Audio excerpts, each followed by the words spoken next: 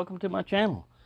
Well, what we have here is an older, well, not super old because it's Rough Ryder with a Y, but an older Rough Ryder that I was on eBay. I was looking around and I saw this one and I thought, you know what, I like the bolster striped one. I think I have an all striped something else. I'm just gonna put a like by this. You know, you put a little, I'm watching this particular item.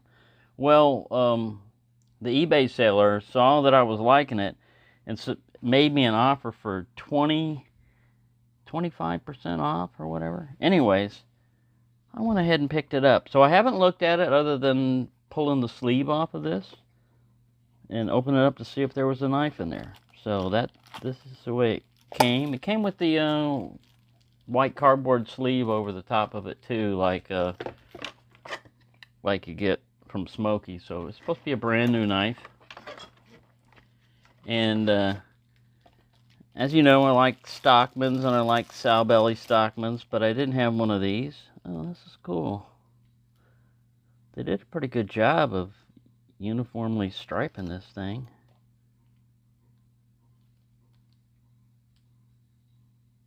You don't even really see where the pivot's at on this.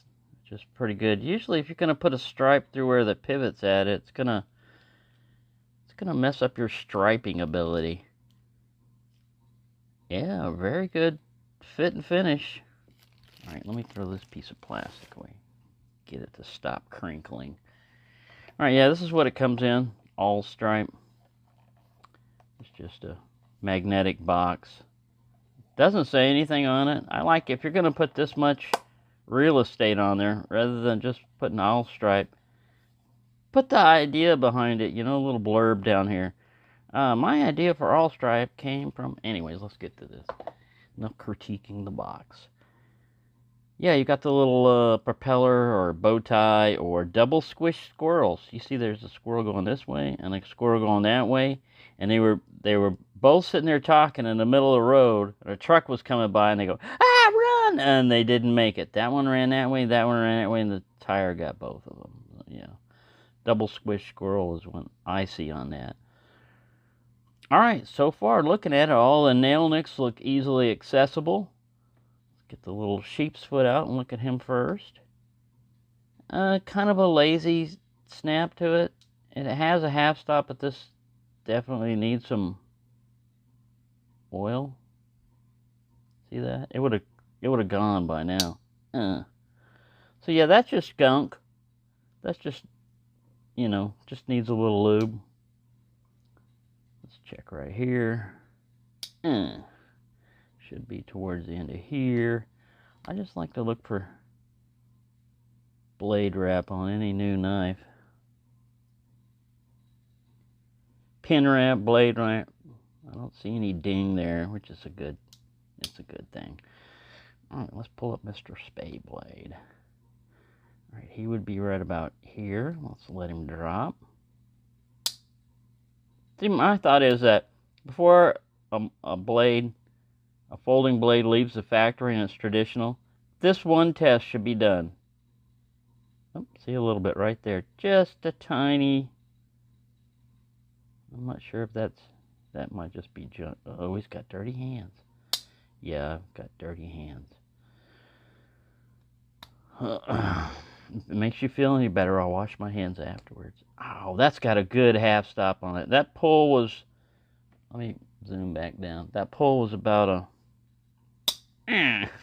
smack.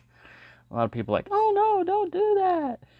Well, my knives, I gotta do that, man. That's one of my first tests. If it passes this, all the rest of that, oh man, it's got a good solid lockup. All right, let's check the pull again. Yeah, that's about a 5 or going towards a 6, and a very nice lockup. This is just from that paper sticking on it. A lot of times people will clean up a knife. I assume some people will clean up a knife before showing it, but a brand new knife, I want to show you just exactly what you're going to get for tuning up and everything else like that. Yeah, I like this one. It's got a nice little grippy texture to it. It's the dye is fairly uniform. I like this kind of lighter color here. That would have been nice if this matched, but all in all, it's a pretty good little knife. Now it's just your standard Rough Ryder Stockman. Oh, earthquake. Let's go ahead and stop quaking the earth. Turn this guy on. Let me see what we're in. I think we're in ounces. Or is it grams? It's grams. 81.12 grams. I know you can't see this. There we go. Now we got glareage. Move glare. There we go. All right, let's go back to mode. What is that? Oh, I teared it. Don't tear it. You tore it up. You gotta turn it back on. All right. 81.4 grams. Mode, you idiot. Mode it. 2.862 ounces. So, yeah. It's got that little Sowbelly shape to it, but yeah, it'll go with, see? Similar Sowbelly.